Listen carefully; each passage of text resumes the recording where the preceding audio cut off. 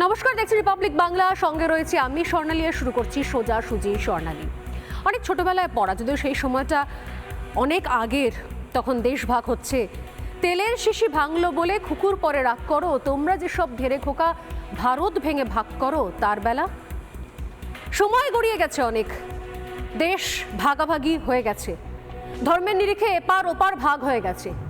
কিন্তু এখনো পর্যন্ত যে সমস্ত ধেরে খোকা বা কুকুরা ইচ্ছাকৃতভাবে বিভিন্ন মঞ্চ থেকে ধর্মীয় সুরসুরি দিয়ে রাজনৈতিকভাবে সচেতনভাবে ধর্মীয় মেরুকরণের চেষ্টা করেন, ভোট ব্যাংকে তোল্লাই দেওয়ার চেষ্টা করেন, ভোট ব্যাংকের মন জোগানোর চেষ্টা করেন এবং ভাবেন যে সেই পালে হাওয়া দিয়ে বোধহয় বাড়তি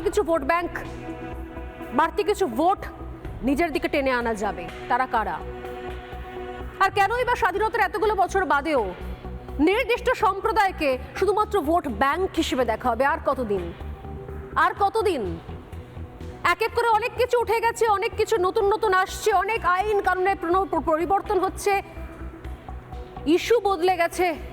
গোটা রাজ্যে যেখানে চাল চোর, ডাল চোর, ছাদ চোর, চাকরি চোরদের দাপাদাপি, সেখানে ভোট এলেই এই ভোট ব্যাংকের তাস কেন প্রয়োজনীয় হয়ে ওঠে?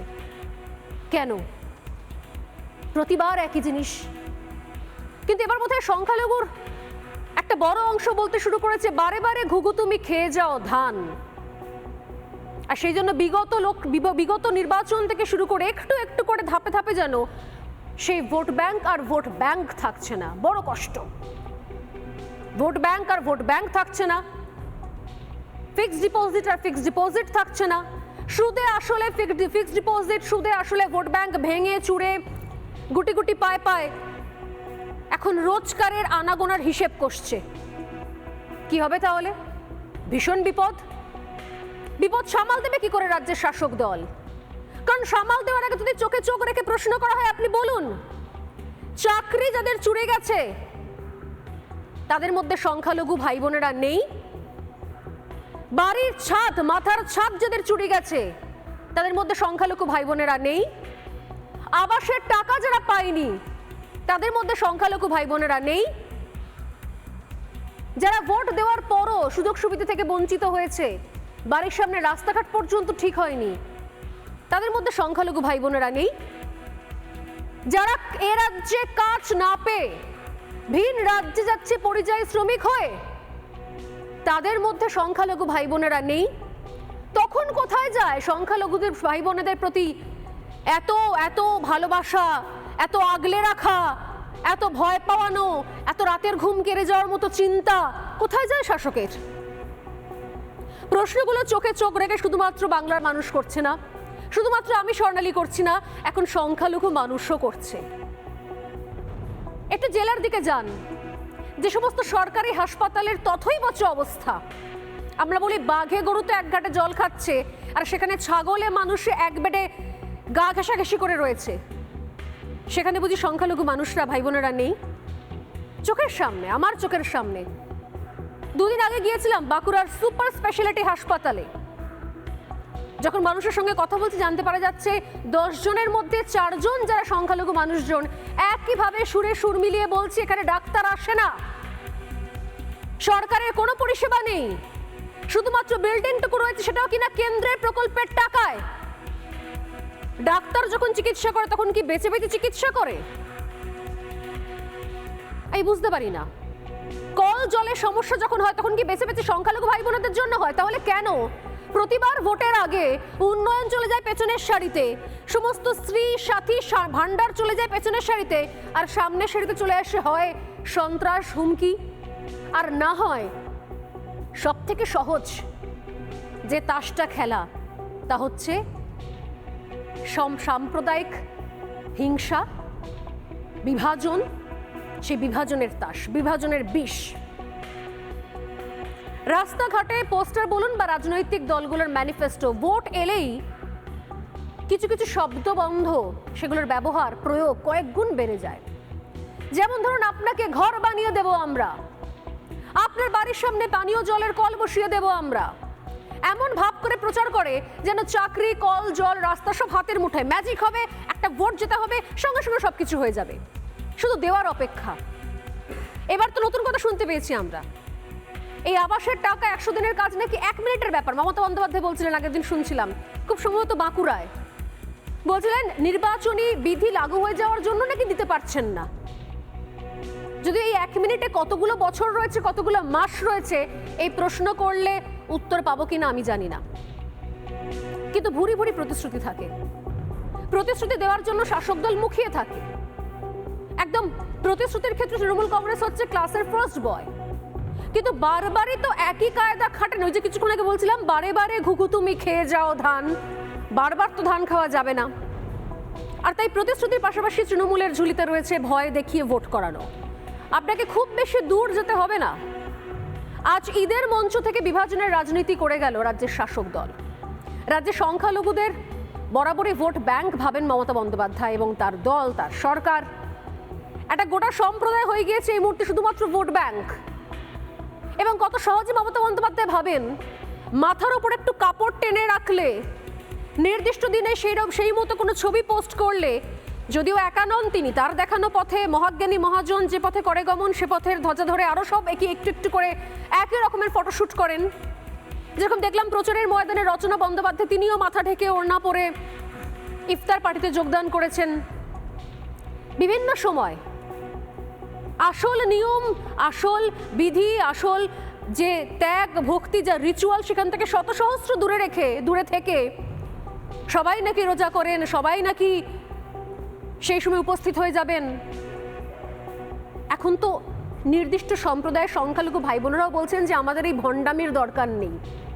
বলুন চাকরিটা পাবো কিনা, বলুন দুর্নীতি বন্ধ হবে কিনা, বলুন চুরি বন্ধ হবে কিনা, পয়েন্টে আসুন। পয়েন্ট তো নেই কোনো। যে অভিযোগ দীর্ঘদিন ধরে করে আসছে, অর্থাৎ এই ভোট ব্যাংক রাজনীতি, ভোট ব্যাংকে সুরসুরি দেওয়া, কাজের বেলা কাজী, কাজ ফুরলেই পাজি, অর্থাৎ তারপর কাজ ফুরলেই সব ভোভা ফাঁপা। ভোট মিটলে প্রতিশ্রুতির কথা বোধহয় ভুলে যাওয়া হয়, শুধুমাত্র কিছু ভাতা ফাতা দেওয়া অবধি ঠিক আছে। তাই প্রথমে প্রতিশ্রুতি, আর তাতে কাজ না হলে মিষ্টি মিষ্টি ভাষায় ভয় দেখিয়ে ভোট আদায় করা। ভয় পাও, ভয় পাও, ভোটে হেরে গেলে, তৃণমূল কংগ্রেস হেরে গেলে এই চলে যাবে, তৃণমূল কংগ্রেস হেরে গেলে ওইটা কেড়ে নেওয়া হবে, তৃণমূল কংগ্রেস হেরে গেলে এইটা বন্ধ হয়ে যাবে। কদিন আগে শুনছিলাম সিএ চালু হলে নাকি লক্ষ্মীর ভান্ডার বন্ধ হয়ে যাবে। আরে সিএ তো হচ্ছে গোটা দেশের জন্য, আর লক্ষ্মীর ভান্ডার তো রাজ্যের হাতে।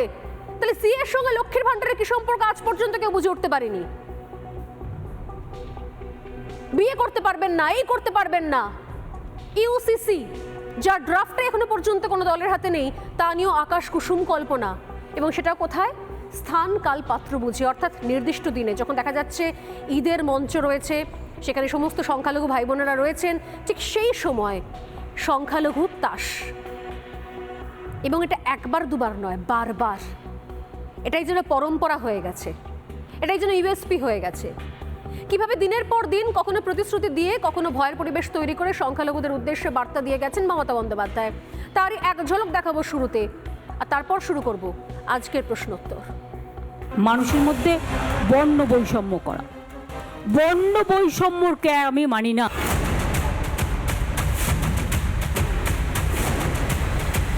সংখ্যালঘু ছেলে মেয়েদের জন্য আমি কিন্তু একটা বড় টেক্সটাইল হাব তৈরি করেছি মেটিয়াবুরুতে।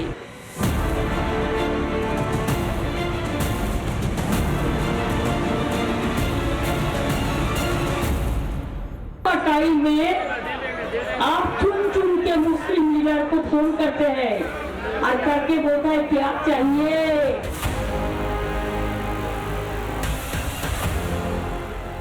আমাদের কি উচিত? তাদের পড়াশোনা তৈরি করে দেওয়া, নাকি একটা উল্পোকা কামড়ালেও এজেন্সি পাঠিয়ে দিয়ে তাদের গ্রেফতার করে নেওয়া? মনে রাখবেন, দিদি আছে, আপনার কোনো নিরাপত্তা কেউ কেড়ে নেবে না, আপনার অধিকার কেউ কেড়ে নেবে না। আপনাদের জীবনের নিরাপত্তা দেওয়ার দায়িত্ব আমাদের, তার কারণ আমরা থাকতে আপনাদের কেউ কোনো রকম অত্যাচার করতে পারবে না।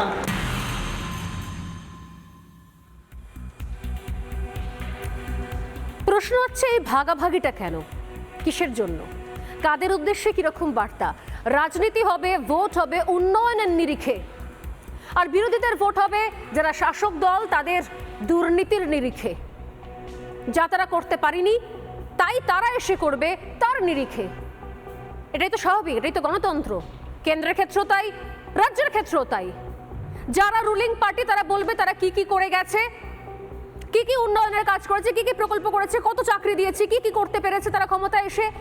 আর যারা বিরোধী, কেন্দ্রের ক্ষেত্রেও যা রাজ্যের ক্ষেত্রেও তাই, তারা এসে বলবে যে কেন্দ্রে বা রাজ্যে যারা নির্বাচিত সরকার, যে কোনো ভোটের ক্ষেত্রে একই ফর্মুলা, কারণ গণতন্ত্রের ফর্মুলা এটা, যে যা যা তারা করতে পারেনি নির্বাচিত শাসক দল তাই তাই আমরা এসে করতে পারি। দুর্নীতি হোক বা মিথ্যে প্রতিশ্রুতি হোক। কিন্তু এটা কোন ভোট, এটা কোন নির্বাচনী প্রচার, যে প্রচারে শুধুমাত্র বেছে বেছে ধর্মীয় সুরসুরি দেওয়া হয় এবং সারাক্ষণ ধরে না এখানে প্রকল্পের কথা বলা হয়, না উন্নয়নের কথা বলা হয়, না দুর্নীতির কথা বলা হয়, না শাস্তির কথা বলা হয়, না দুর্নীতি রোধ অর্থাৎ দুর্নীতি বন্ধ করার কোনো প্রতিশ্রুতি দেওয়া হয়। একবারও শুনতে পাইনি। যদি আপনারা শুনতে পান প্লিজ আমাকে পাঠাবেন, আমার নাম্বার যাচ্ছে হোয়াটসঅ্যাপ নাম্বার নিচে, সেই হোয়াটসঅ্যাপ নাম্বারে আমাকে পাঠাবেন, দরকার ভিডিওর ক্লিপ তুলে পাঠাবেন যে এমন কোথাও কোনো বাইট নির্বাচনী প্রচারে এমন কোনো বক্তব্য পেয়েছেন কি যেখানে মমতা বন্দ্যোপাধ্যায় বলছেন আমি কথা দিচ্ছি তৃণমূল কংগ্রেসের আমলে আর কোথাও কোনো চুরি হবে না, আমি কথা দিচ্ছি যাবতীয় কেন্দ্র তদন্তের জন্য আমি প্রস্তুত, আমি কথা দিচ্ছি আমার রাজ্যে আর চাকরি চুরি, ডাল চুরি, রেশন চুরি, তেল চুরি, রাস্তা চুরি, ছাদ চুরি এগুলো আর হবে না, আমি কথা দিচ্ছি এই যাবতীয় দুর্নীতির সঙ্গে যারা যারা জড়িত তাদেরকে খুঁজে বার করে কঠিন পদক্ষেপ নেব। শুনতে পেয়েছেন কখনো এই ধরনের প্রতিশ্রুতি? আমি তো শুনতে পাইনি, বরং উল্টো জিনিস। কখনো প্রকল্পের দেদার ফিরিস্তি, আর সে তাতে কাজ না হলে ভয় দেখানো, আর তাতেও কাজ না হলে খুব সুন্দরভাবে সুচতুর উপায় ধর্মীয় সুরসুরি। আচ্ছা, 22শে জানুয়ারি যখন রাম মন্দির উদ্বোধন হলো সারা পৃথিবী ভারতের সঙ্গে উৎসবে সামিল হয়েছিল, মনে আছে তো? 500 বছর পর রামলালা ফিরছেন অযোধ্যায়, এবং সেখানে কোনো এমন নয় কি সেখানে কোনো রাজনৈতিক প্রচার চলছে, সেই মঞ্চেও হয়নি কোনো। কিন্তু যে মমতা বন্দ্যোপাধ্যায় কথায় কথায় বলেন যে উৎসব সবার, সেই মমতা বন্দ্যোপাধ্যায় বারবার রাম মন্দিরকে নিয়ে রাজনীতি করে গেছেন।